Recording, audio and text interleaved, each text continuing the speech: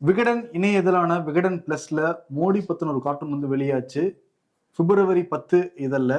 பிப்ரவரி 15 தொலைத்தொடர்பு துறைக்கு மத்திய அரசுடைய ஒலிபரப்புத்துறை அமைச்சகம் பரிந்துரையின் சார்புல விகடன் இணையதளம் முடக்கப்பட்டது. எல்லாருக்குமே தெரியும். இந்த விவகாரத்துல விகடன் நிறுவனம் உயர்நீதிமன்றத்தை நாடினாங்க. விகடன் நிறுவனத்துக்காக வழக்கறிஞர் ராகுல் உன்னிகிருஷ்ணன் சார்புல மூத்த வழக்கறிஞர் விஜய் நாராயணன் வாதாடினார். அவர் என்ன சொல்றாருன்னா, இந்த கார்ட்டூன் அரசியல் விமர்சனத்தோடைய ஒரு வெளிப்பாடு தான், ஒரு கலை வடிவம் தான் அது.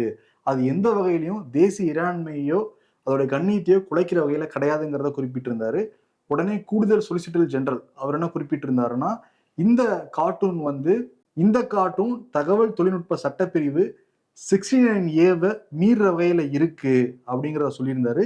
இது சம்பந்தமா மத்திய அரசு ஒரு கமிட்டியை அமைச்சு அந்த கார்ட்டூனை நீக்க சொல்லி நாங்க எல்லாம் சொல்லியிருக்கோங்கிறதையும் குறிப்பிட்டிருந்தாங்க.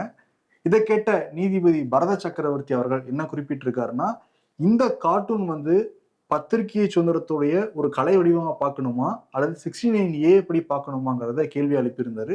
கூடுதல் சொலிசிட்டர் ஜெனரல் 2 வாரங்கள் கால அவகாசம் வேணுங்கிறத கேட்டதுனால அவகாசத்தை கொடுத்திருக்காரு நீதிபதி.